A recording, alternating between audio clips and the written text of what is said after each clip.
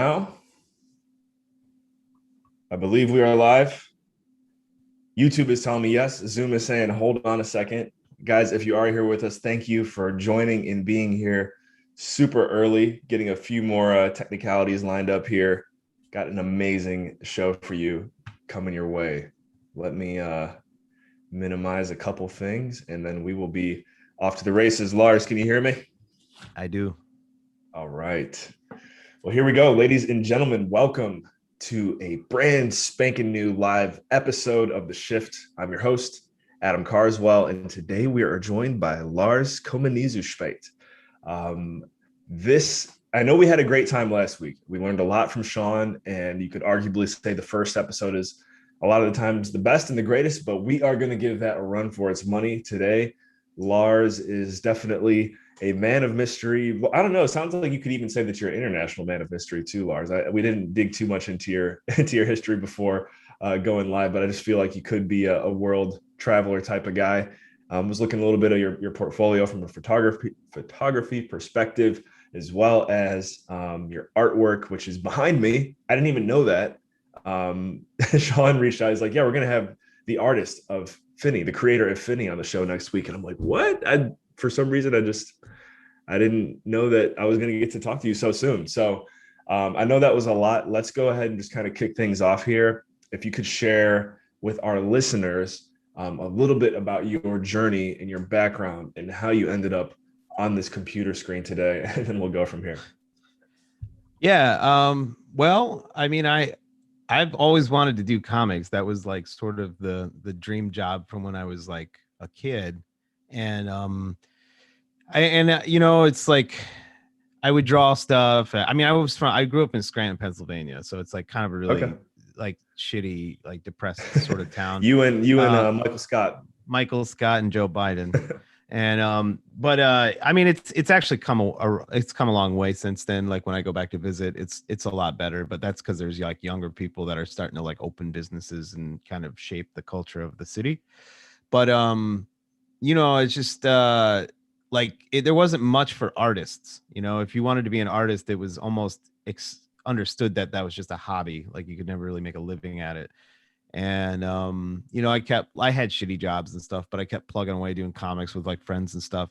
And then or I guess it was 20 no, it was 2000. I had a photography course with a guy named Jim Gavanis at the college I went to. And then I really started getting into photography. And that ended up being the last 20 years of my life. And around 2010 is when it really got like more serious. So I guess it was 2013. I took my first trip to Los Angeles. And I started shooting out there. And I started shooting some of these like pinup models. And the style that I shoot is called diegetic lighting. And it basically means you shoot with only what's available in the room. So I don't use any lighting equipment or anything. Like if I was going to shoot a shot, I'd use like this lamp, or a lot of times I'll just use candlelight or something like that to light the model's face. And so to answer your question about the international man of mystery thing, yeah, actually my last trip right before the pandemic, my last big tour was New Zealand and Australia, and then I came back, and then the pandemic started. So, Yeah. but yeah, I traveled way more than I liked, and then long story short, the way I led to this whole Finney thing was I've been like kind of EOS Detroit is like a block producer, and I'm friends with Rob. I've known Rob for a long time, and I kind of kept telling him, I was like, dude, I think because like EOS Detroit was trying to compete against like all the top block producers for EOS, and many of those were like multi-million-dollar funded entities and like operations, and obviously EOS Detroit didn't have that kind of money. So I was like, dude, I'm telling you, there's an attack vector here. Like we can do comics. We could tell the whole story of like EOS.io through comics, and everything. We could be like a Trojan horse, and we'll just get our art in there. And that'll be the thing that distinguishes us. And at some point, Rob, kind of to his credit, I think just trusted in, I guess, my passion. And he brought me on. And then it was just serendipitous that the NFT revolution came right after that, you know And once NFTs started becoming an important thing in this space, we were so well positioned because we'd already been turning out comics for like, 8 months or so. And now we're at a point where, we're spinning off like, you know, entire different parts of the company that are just handling NFTs and art. So, and we have an art department. Like, we've done a bunch of work for Tops, like doing Garbage Pail Kids and things like that. But with Sean and Kenny from Cryptowriter, I basically met them through our mutual friend Brandon Lovejoy, and I did like a banner for Brandon Lovejoy and on Voice. And from that point, Kenny and Sean had a couple other ideas, and they wanted like other pieces of art they needed done, and they were talking about a mascot or like sort of like a face of the company. And is the funniest thing. I pitched them this like email with like 5 possibilities, and ranging from like the most kind of conservative to the most like out there. And like one of them was just like, I was like, maybe you could tell the whole crypto writer's story with like an old skeleton key going into a lock, or you could tell it with like, somehow I think I related one to like Ophelia, the woman laying in like a pond with like lily pads and stuff around her, like she was asleep and she needed to be woken up by the truth of crypto writers, things like that. And the most out there one was Finney. Well, at the time, not named Finney, but I just said this android kid who like shows up to the planet and he's like trying to learn about blockchain. And I thought I actually threw that one in as a control so that they'd pick one of the other ones. And of course, like Kenny and Sean were like, we want the android kid. That one's like really crazy. So that's exactly what we did, which I was happy about because I love drawing androids. And I mean, really, at this point, Finney's just like taking on a life of his own. It's like it's crazy how ubiquitous that character is becoming in this like anything EOS or wax space. Right. Yeah. Okay. I mean, you give me so much here to start with. I guess we'll just go top of mind with Finney. Do you feel like, because before when you sent them like the different options and you kind of just threw Finney in there, what is it like as an artist to also basically be going on this journey with something you've created? Like Finney is like your baby, and now it's like you're getting to watch him grow, and like all these different things are coming in. And I know you're doing other artwork besides just Finney, right? Like what's that process been like? Well, there's so much art happening right now, and I mean like across many different projects and clients and things like that. So yeah, there's a lot of art right now. It's a little overwhelming, but the one thing that's like, this has been a really kind of humbling experience for me, not just with Finney, but like even with Garbage Pail Kids. Like my friend Adam Sword and I, he helped me. Like he does a lot of he really is like kind of like the other half of like all the artwork. He does a lot of the coloring and stuff. But even with Garbage Pail Kids, we would have cards that would hit the blockchain, with our signatures on them, like legit, like you could see our signature like show up across the card as like one of the rare tiers. And I can't afford them. Like even if I wanted to buy one myself, like they're thousands of dollars. And so it's kind of a really surreal thing to like have that experience. But yeah, it's great. I mean, it's kind of what I always wanted. I wanted to like just do comics for a living, and I wanted to like be part of creating something that ended up being like important. And the artwork I always felt was like able to stand on its own, but like Kenny and Sean are kind of the ones that are able to like really get it out in the world and promote it properly, and reach an audience. That was kind of the thing I struggled with. So it's a great experience. It's cool. One thing you notice, and as I mentioned, I was kind of looking through your portfolio. I've seen some of your photography work, and I like how I didn't realize once you explained it. Now it makes sense. What's the style of shooting that you like to do with the light? You said diegetic. Diegetic. Yep.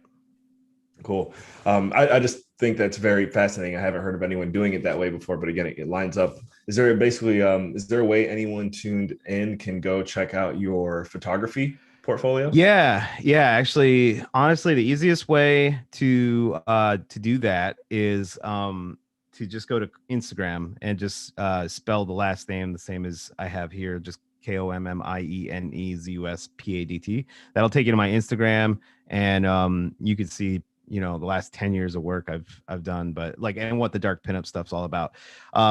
Quickly, I should just mention this as a plug opportunity, but I actually through EOS Detroit, it looks like May 12th, we are going to be releasing our first like branded NFT set on wax. So it'll be packs, and it is going to be dark pinup. It'll be like the first time I've done any sort of NFT release of my own.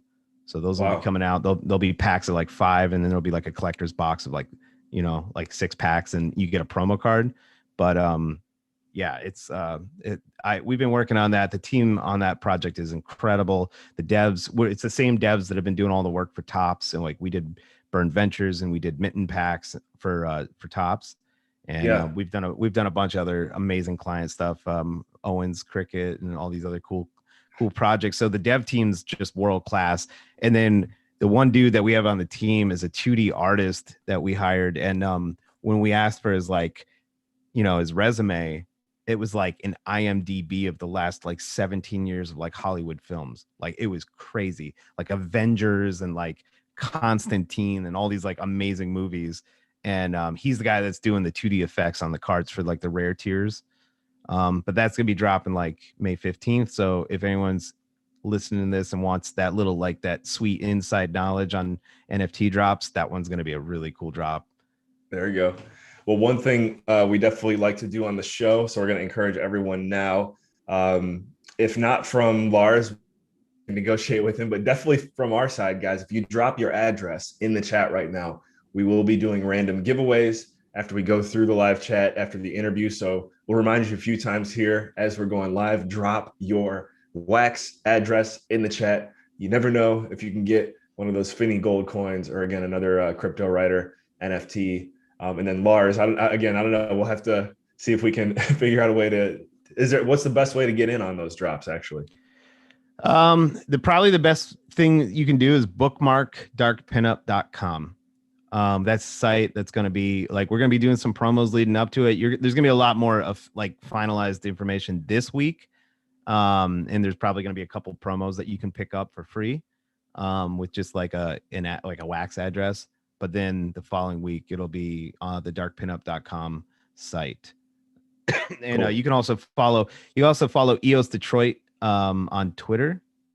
That would probably be a good spot too. Or me. You can follow me on Twitter too. I'll be blasting it out like crazy. And for anyone here who's tuned in, and we're getting some good action here, I'll give some quick shout outs actually. So Morton, good to see you again. Tech Geek, Hypernoid, Hanan, Dennis, Rob, King, Emiliano, Only RNG. We got some. All right, we got an amazing audience today, guys. If you could, as Lars and I are going through, if there's any links that are referenced, please, help us out here. We're still working on sourcing who's going to be our show notes and the person that punches in the links while we're going live as we continue to build out the show. But for now, if you're with us, please just copy and paste those links, post them in the chat so you can help everyone out. And here we go. We'll continue on. So EOS Detroit. A name that holds a lot of weight, sounds like a project. I mean, I guess run me through this piece. How many different EOS projects are there based on cities? Because the only one I know is EOS Detroit, and honestly, it's because I was researching you in advance. But are they kind of known as like the heavy hitting EOS team, or what's the story there? Yeah. I mean, we're like, there's different ways to look at it. Like, there's like the block producer game is like a complicated situation. There's these like juggernauts that just have, first of all, I mean, are you familiar with like block producers? By block producers, this would be my guess. A block producer would be someone who's basically a developer who's building things. Well, they run the network basically. Okay. So basically, for a network like EOS, or any of these EOS, any of these projects on EOS.io, it's like there's basically several different teams that run servers or run like, something. They run a server that runs the network, and it runs the actual EOS.io software. And in EOS.io, which is a delegated proof of stake network, they basically take turns. It's delegated. Every block gets traded off to the next block producer to write, and the stakeholders are the ones who vote those block producers into those positions based on things like, competency, to make sure they have like reliable technology, because you can't miss blocks. That obviously that's bad for a blockchain if you're missing blocks. And the other thing is like community engagement and community ambassadorship. Probably one of the, like, in my opinion, Aaron from Gray Mass has probably done more for like both. I used to be part of like the I'm still involved in Hive. I don't know if you've heard of Hive, but Hive Yep, and yep. yeah, so Hive and like EOS, like Aaron's done some incredible work for both of those projects. And that's one of those things where like Aaron may not have, like, Gray Mass might not have like the $50 million or whatever to like run these networks, but he's done so much for both networks that he's kind of considered like this, incredible community ambassador. He's the guy that does the Anchor wallet.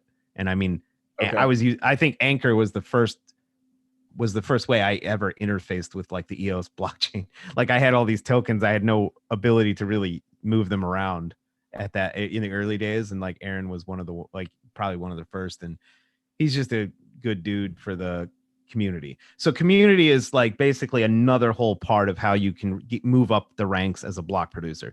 And that's why I was saying with EOS Detroit, we didn't have the millions and millions of dollars to basically fund, our block producing initiative or ambitions.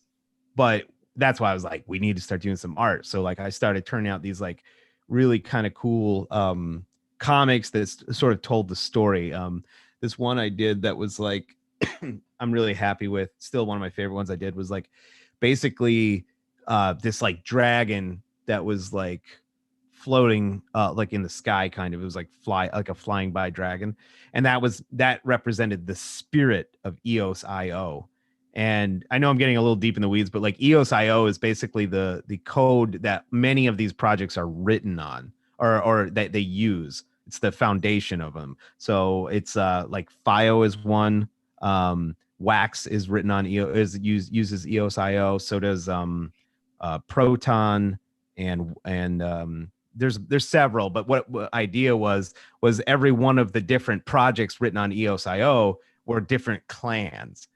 So I had these like old sort of like, 1400s, like different types of clans, like in war gear and everything like that. But they were all standing next to each other, holding these banners that said what project they were with. And the whole story was about how they came together and sort of overcame tribalism to like, be a stronger entity. And Wow. Because that is a big problem with, like any of these spaces, is just tribalism. Like, the ETH people hate the EOS people, and the EOS people hate the ETH people, and stuff like that. So like, but even within EOS.io, there's these factions of tribalism, and I was trying to use basically a comic to overcome that. And that one came out really good. And but that was my idea, is like that could be our Trojan horse. Like we could find our way into like a respectable, and it worked. I mean, like, it was really funny. Like for a while there, like in the early days, like apparently Brendan Bloomer, the CEO of Block One, is like a big comic book fan. And like Okay. he was like retweeting all our stuff, saying like, it took him back to his like early years of being like into video games, reminding him of like some of these like video games like Ninja Gaiden and stuff like that. Yeah, And yeah. so it did exactly what I hoped it would do, and I was still getting to draw cool art. And but that was it. That was kind of the story of how that happened. So is the are you more, which side of the art do you like more, the comic drawing side or the photography side? Oh, see, that's the thing. I know it sounds really funny, but I mean, like, really, the photography thing is literally just photographing beautiful women in lingerie. And I would still honestly take comics over that. I'm a weird guy, because like, I mean, I've been doing it for a long time, so it's like I don't know. I still love photography and everything, and it's like, but for a while it was a job I did just because it was almost impossible to get hired as a comic book artist. And even if I did get hired as a comic book artist, it's a really shitty living. It's not fun. I mean, it's like 14-hour days, and you sometimes get paid like $150 for like a pencil and inked, 11 by 17 comic book page.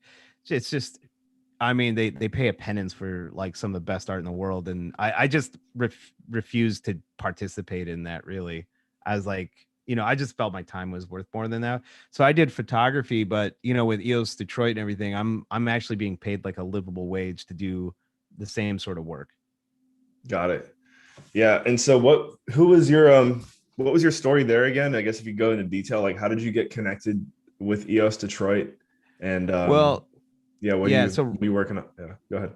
Yeah, Rob, the CEO of EOS Detroit, was actually, it was again just serendipitous. He actually was out here in Minneapolis for like I don't know what he was out here for actually. I guess visiting friends, but there was like you remember Meetup? I mean, we all forgot about Meetup because like we had a year of a pandemic, but there was like one of those Meetup events for like a blockchain thing. It was really near this coffee shop I was at, and I was hanging there with, I think, Lovejoy and my friend Mark Bailey. And they were like, "Hey, there's this thing going on. Do you want to come?" And I said, "Yeah, sure, I'll come." At that point, I was still just digesting Steam, trying to get like wrap my head around Steam it. Oh yeah. Yeah, yeah. And I heard you were because early to Steam.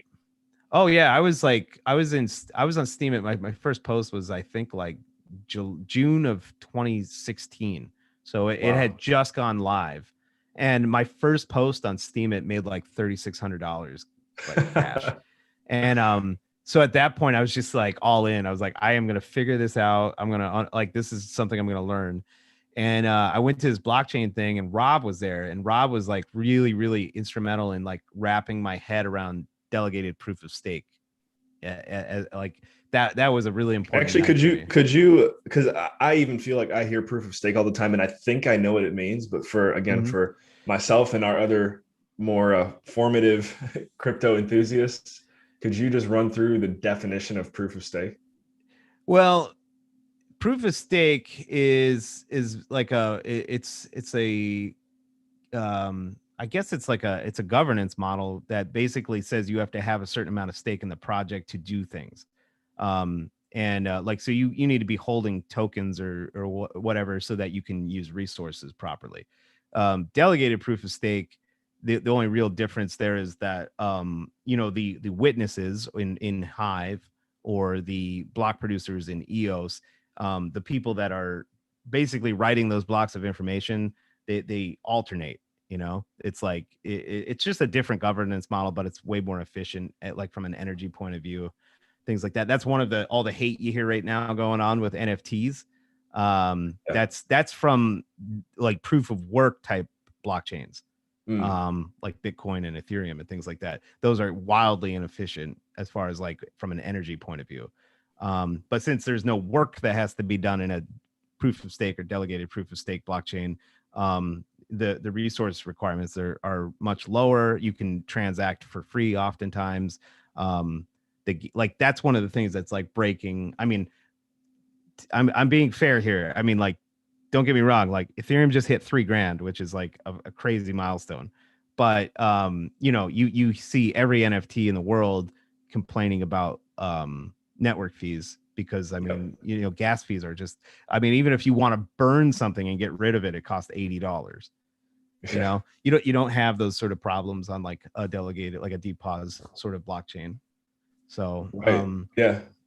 so anyway, Rob explained a lot of this to me that night, and then we stayed in touch. And then I just kind of I was like really early in on EOS. I was on the zero block distribution of the tokens when they did the token sale. I Yeah. like that'll always be like one of my. I'm gonna print that screenshot out and like hang it on my wall. But like the zero distribution, the very very first night that they distributed tokens, I was on that, and I snapped up a bunch of them. I remember sending like $3,600 of Ethereum to a smart contract that I was absolutely sure I was never going to see again, and I wasn't going to get anything for it. It was the initial process to try to like get those tokens was so sketchy. But yeah, but I did get them though, and so I was like all in on EOS from like I'm a huge Dan Larimer fan, Nice. so I follow his work real closely, and he kind of not just from a technical point of view, like his what he can do from a technological point of view is incredible, but like I just really love how he thinks of incentives and things like that with human beings, and how human beings organize and try to live together in harmony. So anyway, that Dan was a big part of the reason I just kind of blindly followed EOS and had like high hopes for EOS. And and then I wanted to be more involved. And the way you get more involved is you kind of saddle up with block producers. And that's right. how it went. Yep. So if any of our listeners or viewers are interested in somehow working with or for EOS Detroit, is there an effective way to go about doing that? Yeah. The best way to do it is just send work to me, like either tweet me or send me an email with some portfolio pieces at lars@eosdetroit.io. And that'll go directly to me, and then I can review. I mean, now's a good time. If you're an artist and you're looking for work, this is the place. This is the time, because we're hiring. I mean, we have a whole art department right now. We have about 5 members, including me, that are doing like art full time. Like all of us are just constantly turning out art, and we still need more help. So yeah, yep.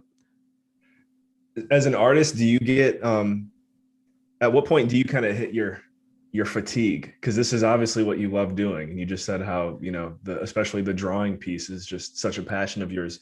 Is there ever a point where you're like, all right, I gotta take a break now?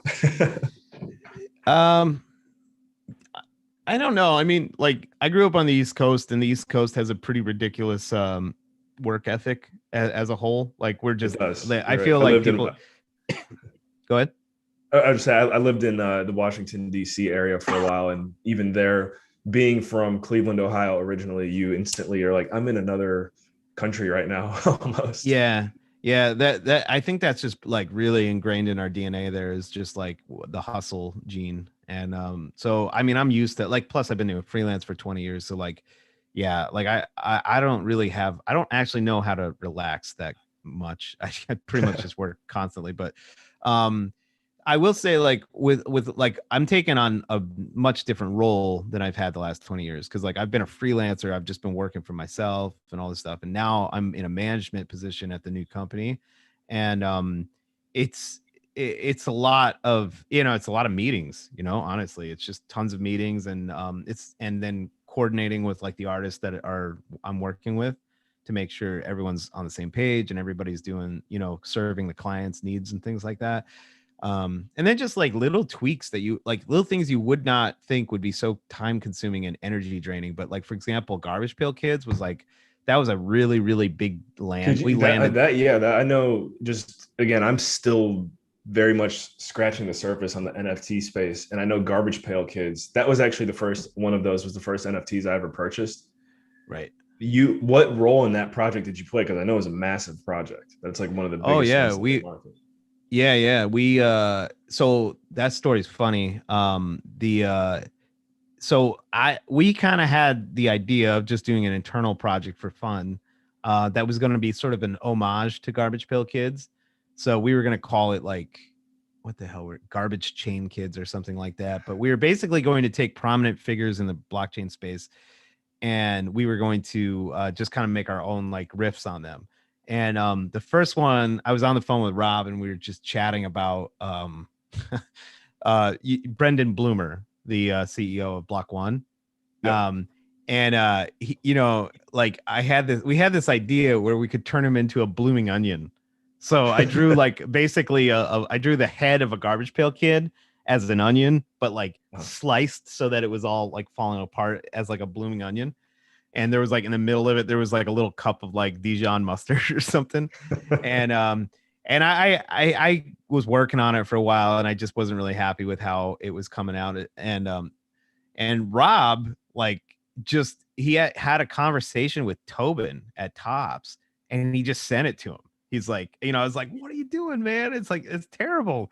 And I mean, I love that about Rob, is like he's got that kind of confidence in me that I don't have in myself, because I constantly, I'm self-critical. But Rob doesn't have that, so he just sent it to Tobin, and then Tobin's like, yeah, it's really good. He's like, I'm gonna set you up on a call with our VP of marketing, and we're gonna have a conversation, and maybe you guys can do some work for us. And that's how it went. Like from that point on, we had a meeting with Mark from Tops, and he was just like, he's like, you want to do 5 Garbage Pail Kids, and basically series 2. I don't know which series you bought from, but I know 2, I have one. I've got one called Atomic Adam. Oh shit! Hold on to that. Yeah, that's Adam Yeah. Bomb, right? Yeah. Oh, Atomic Adam. Okay, no, that's the one that was. I think that was like a collaboration with Blockchain Heroes or something like that. I think. Okay. It was like yeah. Yeah. It was like flying. I was gonna yeah, say, yeah. is it worth more than I think? No. If it was Adam Bomb, it would be worth more than you think. But Adam Bomb's Okay. from series 1. He's kind of like one of the most sought after Garbage Pail Kids. Okay. But anyway, we basically did reimaginations of like characters from original series 2. And that was like such a cool project to work on. But what I was alluding to with some of the stress of like art and like some of these unique projects is like there is a very specific thing that makes a Garbage Pail Kid a Garbage Pail Kid. And if you don't nail it, it just looks like a sad impression of a Garbage Pail Kid. And that took us a really long time. I'd say we were on a really tight deadline. I think it was like 10 days or something like that to do 5 cards. And I think the first like 4 days was just really understanding and learning like those little nuances about like what makes a Garbage Pail Kid a Garbage Pail Kid. Because you've probably seen it. If you just go on a Google image search and you type in Garbage Pail Kids, you'll scan through them and you'll see the ones that the artists nailed and the ones where they missed. And the missed ones are like, they're just they just look like a Kmart Garbage Pail Kid. They're not the real thing. So Yeah. and I mean, like, this was such a person. I mean, I've been a huge fan of GPKs since I was like, 5 years old. So like I really wanted to nail that and do it right and do it justice and like kind of seize on that opportunity that was presented. So me and Adam Sword, the artist that I work with, like we were just crunching on that thing but we got it done, and we're in love with how those turned out. And since then we've gone on to do a lot more. We did all the Bernie Sanders stuff. Remember the mittens? Yeah. Bernie. Yeah. So we did a mittens pack with them. We did what was the Burn Ventures, which was like Bernie Sanders sitting in the thing. And then we most recently just did a set or at least a couple of cards for they did like a Game Stonks thing that just happened. So we did like a Dogecoin one, and we did this one where it was like yeah, Were they're these fun. independent ones or? No, they were part of a set. Like Topps just keeps like pushing these sets out and everything. So Oh, wow. they'll usually come to us for like 1 or 2 cards. Got it. So I guess the way you work with Topps is kind of like a contractor. Yeah, exactly. Okay. Right. Yep. Yeah. Wow.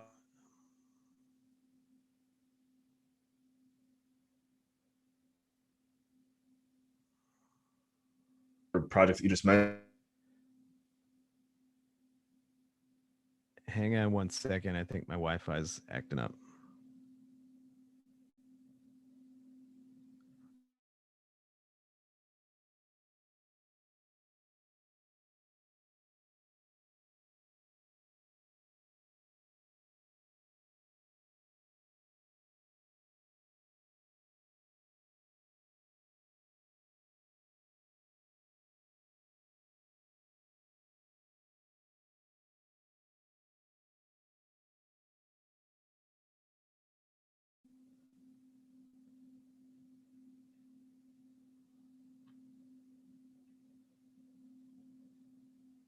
Did I lose you?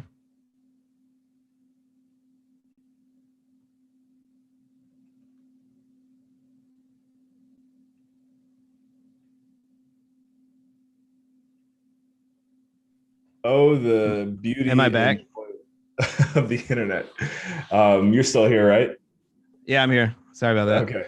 I got the Starlink satellite, and when it's good, but there's still these like little like 10 to 20 second like blips where like you get no service. No worries. And I think actually it might have been on my end too. I had to make sure. Like sometimes if one time's out, it'll just go to the other. I didn't have the other one on. Anyways, hey guys, we're back. Welcome again to the joys of the internet and going live. But no, as an artist, because I definitely do a lot of art more from like a video editing perspective. And I know I always love doing the projects that I'm kind of just doing on my own will instead of like doing a video project for someone. Mm-hmm. How about, I mean, do you still feel like you're having just as much fun doing some of these other projects where someone's paying you for it? Yeah, believe me, that's I've made the joke before that I feel like I'm this like world-class architect who builds dream houses for people and then goes back to my apartment. You know what I mean? Like there's a little bit of that because like I really can not carve out a whole lot of time anymore to do things that just I want to do. But you know, like we're that's gonna change though. Like part of like our new company strategy is gonna have like give me the opportunity to like basically take projects that I want to do myself that I think will be successful. I mean, obviously not unilaterally. Like the rest of the team will have to agree that yeah, that's probably a good idea to work on. But we have some things lined up over the next like 3 or 4 months where I will be able to start drawing stuff that I'm just like super excited to work on. So I think in a little bit of time that's going to change. But for right now, yeah, man. But then again, like the Cryptowriter thing, I mean, Kenny and Sean are just like awesome. Like we just get into a group chat and we just basically sort of throw ideas around. But almost everything we've been coming up with is fun and like it's stuff that I'm actually excited to sit down and draw. Yeah. Yeah. I mean, I got to agree working with Sean and Kenny from an artistic perspective. Even this show, like this is podcasting is kind of my art. And I know we're early on, but I just find it very hard to believe like this is very fun. It's interesting. I'm learning something new. I would have never got to meet you and like, dude, to hear your story and kind of one thing that's still sticking in the back of my head is how you got into Steam in 2016. Because I remember I found Steam like maybe late 2017 or 2018, and even at that time I was like, wow, and I might have made like $50 or whatever. Are you still using Steam? Oh man, I'm on. Oh well, no, I mean personally, fuck Steam. I'm sorry, I'm not sure if I can say fuck, but yeah, I'm not into Steam, but that's mostly just because of Justin's son. I'm a Hive guy now, and like always will be, but Okay.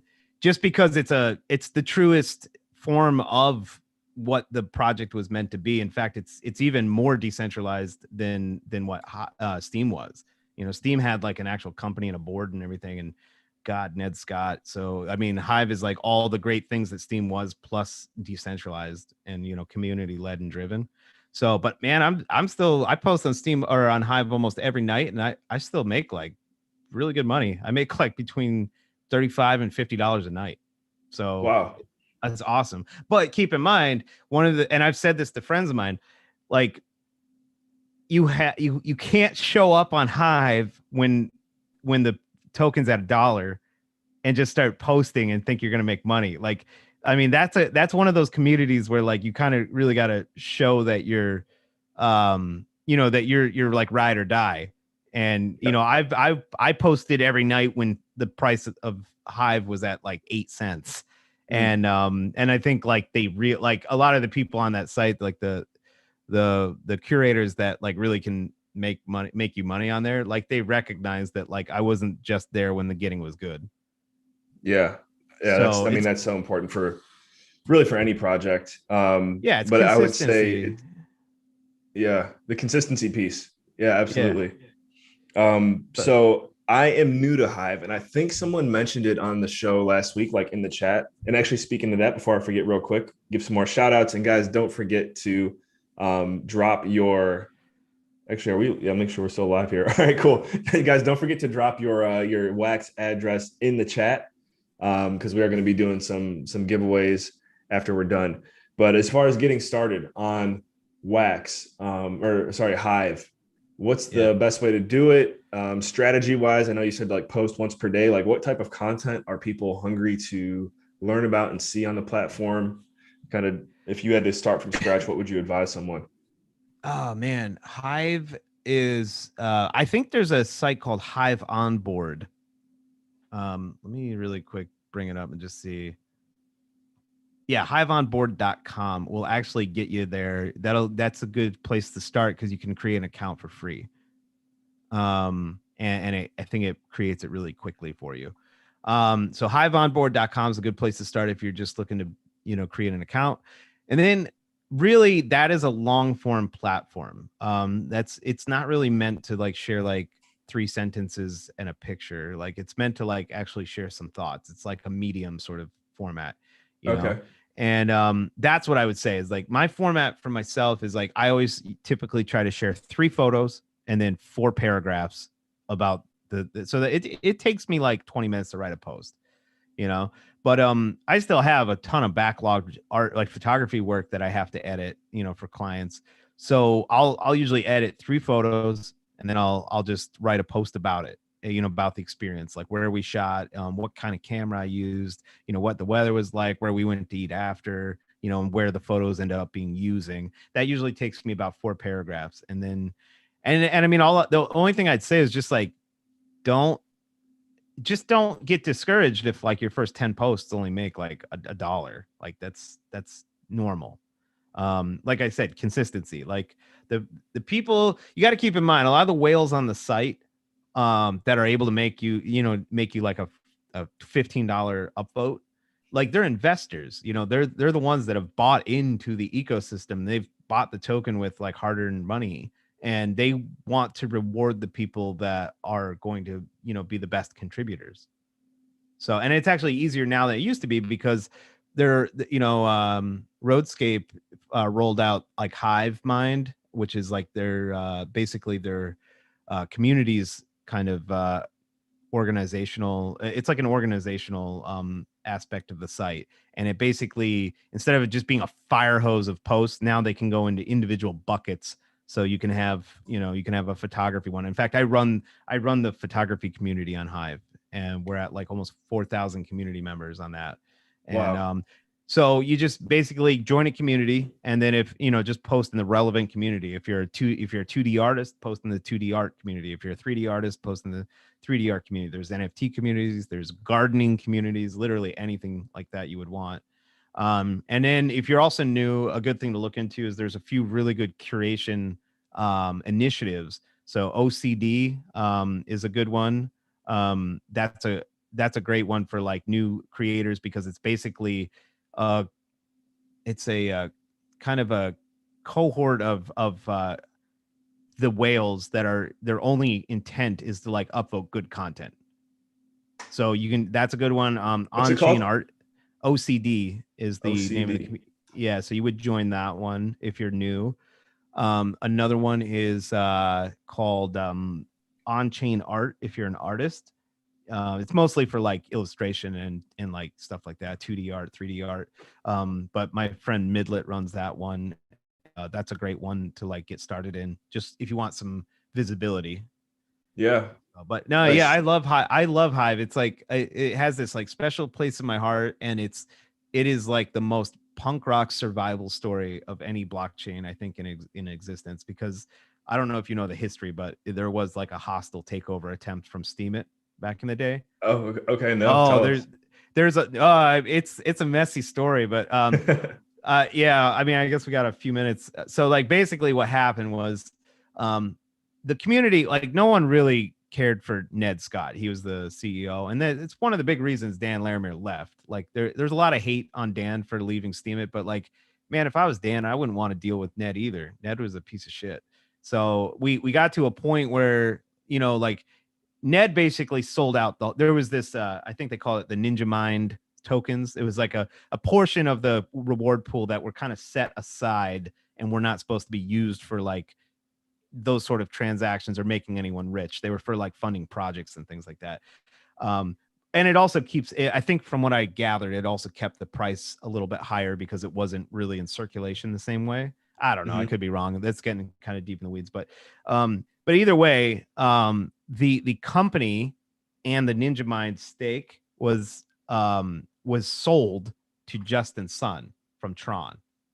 Okay. Oh, and wow. And immediately, like, the community started getting like, oh, this is not good, you know, because Justin's got a reputation. So we were like, oh, this is not good for us. And immediately, like, it was just an unsettling thing. And then at one point, the witnesses, the ones that, remember earlier when I was explaining witnesses and block producers. So Yep. these are community nominated witnesses that basically run the network, and they also sort of by consensus decide the fate of the site or of the blockchain. Yeah. And they decided to because there was a lot of distrust with Justin Sun, and we were trying to preserve our community. They soft forked the network, and they basically, I forget exactly what they did. I think they made it so like the Ninja Mine stake was not available. They kind of like blocked it out, and they just wanted to do that until they could get through more discussions with Justin Sun and sort of feel a little safer about what was about to happen with this acquisition. And it got really dramatic. You that book I told you I wrote, that it didn't come close to what really happened with Steam It. Okay. Like, as far as like the drama. So basically Justin Sun managed to so basically the stake, all those tokens, that's how you kind of put people in witness positions. Like, you know, you basically, everyone stakes their tokens, and then once they're staked, you can vote on witnesses, and that moves the witnesses up and down the chain, right? Justin Sun, who also, I guess, owns Poloniex, the exchange, and is good friends with CZ from Binance, and a few other exchanges, he either convinced them or tricked them or whatever to stake their customers' tokens. Wow. So, which is not theirs. I mean, these are just supposed to be held, you know. They staked them and then elected Justin Sun's sock puppet witnesses into the positions. That way Justin could then he could basically hard fork, you know, all the original witnesses, the ones that he didn't like anymore or didn't like from the beginning, out, and just have, you know, basically like, it was the craziest thing that has never happened. That was like, it was all over. I remember even like Vitalik was like, you know, getting on Twitter being like, this is crazy. Like, this shit is not what like blockchain's meant to be. And so it was wild. I mean, it'll go down in the history books as like one of the craziest events in like blockchain history. But long story short, why I say it was such an amazing survival story is like, we were about to watch our community basically just be absorbed into Justin Sun's like worldview, just like the freaking Borg from Star Trek. Right. And like we were about to be assimilated. And there was this kind of a community call to stake anything you had and just try to vote our original witnesses back in so we could hard fork out of this mess. And that's actually what happened. And like, even my brother, who hadn't posted in like, I don't know, maybe like 2 years, he had like 10,000 liquidated Steam tokens. But, you know, because he was powering down, he wasn't really involved that much anymore, so he just wanted to power down until like Steam went to a few dollars so he could probably sell and get out of it. And even my brother like restaked his 10,000 Steam tokens just so we could start trying to elect back in the original witnesses, you know, like, and we did it just long enough to hard fork to Hive. Wow. So that's how it happened. That's how Hive was born. Wow. Yep. Okay, that's sick. It's an amazing story. It's so unbelievably inspirational. Yeah. And yeah, so I guess that probably summarizes a little bit my comment earlier of like, fuck Steam, but like, that's why. You know, because I'm one of those like community people that felt like we were unbelievably wronged, you know, and I just love seeing that it was able to be preserved. And I mean, in many ways, it's like community is like better than ever. Yeah. I think Hive is like the most undervalued project in like, you know, like all of this. It's crazy to me how it's not in the top 10, but well, it's got the foundational piece for a story, just like, in my opinion, what we're seeing with Finney and Sean and Kenny, like this whole like hero's journey, overcoming, you know, taking down the bad guys, you know, rebels versus the empire. Good guys actually do win when you believe in it. I'm pumped up right now. So we had a comment, and I want to thank our tech geek Trey Morton. Who else we got in here? Fierce the Third, Halil. You guys rock. Keep dropping those addresses in there. But someone asked a question: can we get Finnies on Hive in the future? That's probably so. Let me explain like why this gets weird with NFTs. So like I did all the original art for these. Adam helped me color them, but like the original pencils and ink and like the original creation of Finny is like something I just came up with. But the way it's kind of like this understood thing that if like we release these on Wax, you can't go release them on another blockchain, you know? So that makes sense. Yeah. Yeah, so it's sort of just an accepted. Now I can do a new piece of original art, but really what that could come down to. I mean, there's really nothing. I don't think there's anything. I don't think Sean and Kenny would have a problem if I just did an original piece of, Finny art and then sold it as an NFT on like NFT Showroom, which is built on Hive. I don't think they'd care. But like, because I mean, like I just did one of Dark Side after I watched the Justice League movie. So I could do that as whatever, but yeah, there's just you're not really supposed to sell the same NFT on more than one blockchain. That's sort of a widely accepted decorum sort of thing with like NFTs. So, but I mean, yeah, I mean, I don't.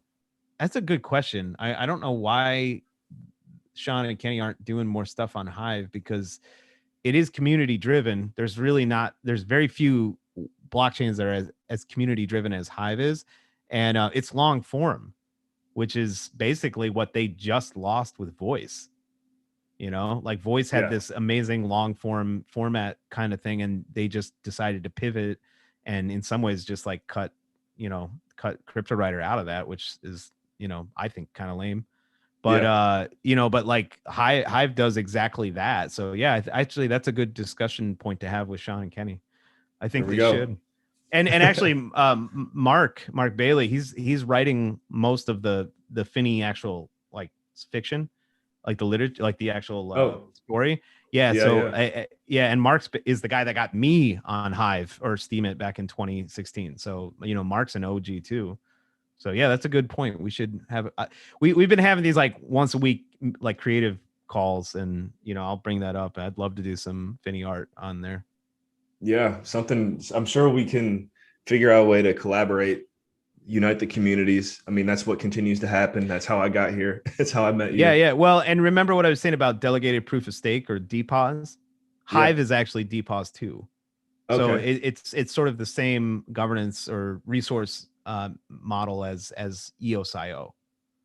There we go. Yeah, so there's some cross pollination between them. Cool. Somebody what? So we got to get a mention of your book. You did mention it briefly there. Yeah. So I this is the book I did. It's called Dark Pinup. Came out in 2018. It's awesome. It's like pretty much this was like a milestone. This was like career milestone for sure. You can buy this at workingclasspublishing.com. But yeah, there's I don't know how many of these are left actually. Last time we got 1,000 printed, and last time I talked to the publishers, they said they were getting pretty low. So I'm not sure. We are giving away some of these with the Dark Pinup release that we're doing. So that link I told you earlier, darkpinup.com. It's probably looks like the date we've landed on is May 12th. And when that drop happens on Wax and you get all those packs, there will be a way to win or just basically win a book. Nice. So if you want to try to get a book for free, that's the way to do it. And then you said you wrote another book last year too, right?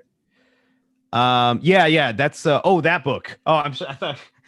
Well, no, I mean both are very important. Now I think about it, I was just occurred to me. I was like, oh wow, like that's technically my second publication. I didn't even think of that. Well, that one's still finishing up. I'm going through an editing review right now. So and it's tough because the book takes place in London, but it's basically like an AI future blockchain story, like near future. Probably takes place about 12 to 15 years from now in London. And it's like this AI blockchain that called Solomon. And it's a cool story. Like if you're into this kind of world, I try to write it in a way where it's not super technical. So like people that aren't really like almost any sci-fi fan could just pick it up and read it and understand it and not have to get too lost in the technical details. It's kind of more about the characters than the technology. But it's a pretty wild ride. Like it was a very cool experience working on it. It's called The Spoils. I don't know. I'm not sure when I'm actually going to release that. And I'm not sure how there's little rules that you have to follow when publishing a book. And sometimes it's like, if you say I went through Kenny and Sean to like publish it through Cryptowriter, in some ways you immediately take yourself out of the possibility of publishing with anyone else. Like if you publish it with one publisher, other publishers don't want to touch it. So I have to really think about the strategy of that. And because it takes place in London and I don't live in London, I had to hire like a London based editor so that like the dialogue and stuff is proper and the geography of the city makes sense. Yeah. So it took me a while to find the right editor for that. So I don't know. I think that'll probably be out like, I'd say summer, like probably like July, August. So it'll have like because of your editor, it'll almost have like a British vibe. Yeah. Like people will think that you're British the way it was. Well, written. That's the plan, is like, then it's basically done as a narrator. And like, I need anyone living in London to like pick that book up and read it and not think an American wrote it. Yeah. Yeah. Nice. Or I said British. I think the proper terminology is someone English wrote it. English. But yeah. Nice. Yeah. Okay, cool. That's something I would have never thought of, but I'm sure other authors have like done the same thing before. It's cool to think that way. So what else? One thing, I think your incense has extinguished at this point, but that was pretty cool. What was your connection with incense? And you said you normally like to keep it going when you're doing an interview. Oh, it's strictly aesthetics. I just think it looks cool when smoke goes across when this whole room was like basically just a very boring white, like storage room. Basically, I just had boxes and shit in it. And then when we realized what the pandemic was how long this was gonna be, and I realized how many video calls I was gonna be doing, I took the time to so my setup here is actually with the camera that I did all the photography with. It's like my D750.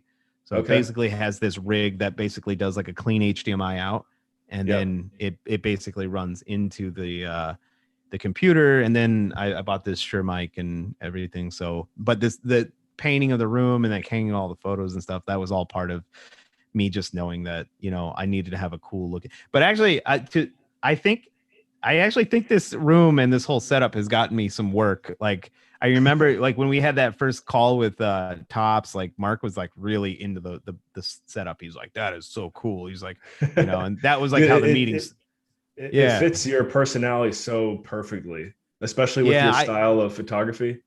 Yeah, that's exactly. It looks like basically a set from like one of my shoots, which was kind of like what I was going for. But I love it. It was a good use of time and money because I've gotten a lot. I've had, hundreds or thousands of meetings in this space, like since the beginning of the pandemic. Yeah. When it hit, when Zoom became more of a standard, someone reached out to me too. Is like, you need to get your camera up to speed. You got to get it. I use a green screen. It's been great. Mm-hmm. And I think what you were talking about is it's a capture card. Is that what you use to kind of get it's like an Elgato Camlink 4. Yep. Camlink 4K is what it is. Yep.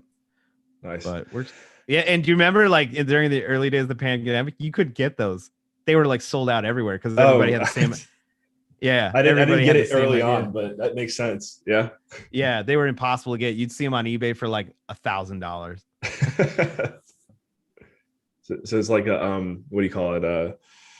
Hey, mining. That's a lesson in cryptocurrency, man, or NFTs. Scarcity drives value, and if you have a Camlink 4K and it's scarce, you can charge $1,000 for it.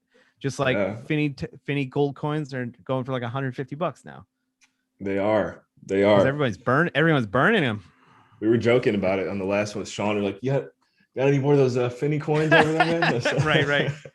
Yeah, totally. So, anyways, we'll go ahead and wind it down now. Lars, this has been amazing. Let's do one more just quick shout out, marketing plug. As you guys know, our listeners, viewers, thank you for being here. Drop your wax address in the chat because we're going to do some NFT drops and giveaways. On your end, Lars, is there, I guess we've got the dark pinup information. Yeah. Are you taking any random addresses for giveaways right now? I did a Uplift podcast with those guys, with Corey, and I think I'm all cleaned out of Finny coins, unfortunately. Okay. So I just think, yeah, follow, like, if you're not already following me on Twitter, follow me on Twitter, because like once these first few releases start coming out, like the Dark Pinup one and everything we have following that, we're going to be doing a lot of like drops. I would say follow EOS Detroit too, EOS Detroit on Twitter. That's a great one. And of course, Cryptowriter. You should follow my friend Adam Matthias Sword. I think on Twitter it's just Sword Draws. And I'm checking that first to make sure I'm not. Yeah, go ahead. If you want to pull it up, and then I'll make Sword sure Draws. we get it over here. Yep. Adam, I've known for ages. He was like one of my early friends I made out here in Minneapolis, and he's my partner in crime for a lot of the art I'm doing with like Garbage Pail Kids and stuff like that. He's a phenomenal artist and a really cool dude. So I'd say follow him too. I'm sure I'm probably missing a few things, but that's it. May 12th is the date to remember for Dark Pinup, though, and darkpinup.com. That's for the wax drop. Got it. And so what's his Twitter again? Sword Draws? Yeah, Sword, SWARD DRA. Yep. Sword Draws. Yep. There he is. Okay, cool. Yep. I'm going to drop this here in the chat, guys. His avatar is pretty funny. Yeah. He's a funny dude in the driest sense possible. Yeah. Nice. Okay. Lars Kommienezuspadt. I got it right? You did. You nailed it. Thanks, man. Thanks for having me. This was a lot of fun. Thank you for coming on the Cryptowriter podcast. The Shift, to be specific. Really honored to have you here in our first couple episodes, and looking forward to seeing how this one performs, how you continue to perform, and maybe we'll bring you back on in the future. Sure, man. I'd love to come back. All right. Have a good one, Lars. And everyone, thank you for tuning in to The Shift. And remember, in all you think, say, and do, take it to the next level.